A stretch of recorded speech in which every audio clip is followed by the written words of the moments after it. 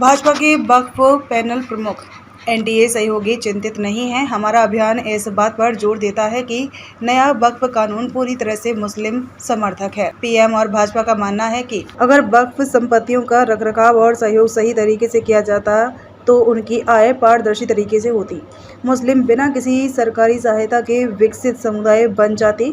राधा मोहन दास अग्रवाल ने कहा, भाजपा नेतृत्व ने हाल ही में विवादास्पद वक्फ संशोधन अधिनियम 2025 के लाभों के बारे में मुसलमानों सहित लोगों के बीच जागरूकता पैदा करने के लिए देशव्यापी अभियान चलाने के लिए राधा मोहन दास अग्रवाल की अध्यक्षता में 4 सदस्यीय समन्वय समिति का गठन किया है।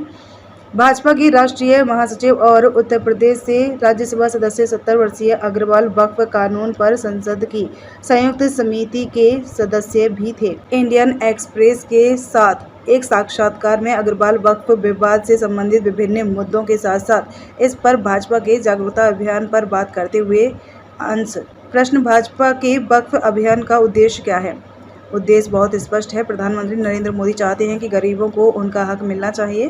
प्रधानमंत्री और भाजपा का मानना है कि अगर वक्फ संपत्तियों का रखरखाव और उपयोग सही तरीके से होता, उनकी आय पारदर्शी तरीके से गरीब मुसलमानों, विधवाओं, तलाकशुदा महिलाओं, अनाथों और बुजुर्गों के लिए इस्तेमाल की जाती तो मुसलमान बिना किसी सरकारी सहायता के विकसित समुदाय बन जाते। जब कोई सरकार मामले का राजनीतिकरण करती है तो वह कहती है कि संसाधनों पर पहला हक मुसलमानों का है और फिर चुप हो जाती है, कुछ नहीं करती और हिंदू मुसलमानों के बीच तनाव पैदा करती है। हमारी सरकार ने यह नहीं कहा कि देश के संसाधनों पर पहला हक मुसलमानों का है, इसके बजाय उसने कहा कि संसाधनों पर पहला हक गरीबों का है। 2006 में पेश सच्चर कमेटी की रिपोर्ट में कहा गया था कि देश के अन्य समुदायों की तुलना में मुसलमान सामाजिक और आर्थिक रूप से अधिक पिछड़े हैं।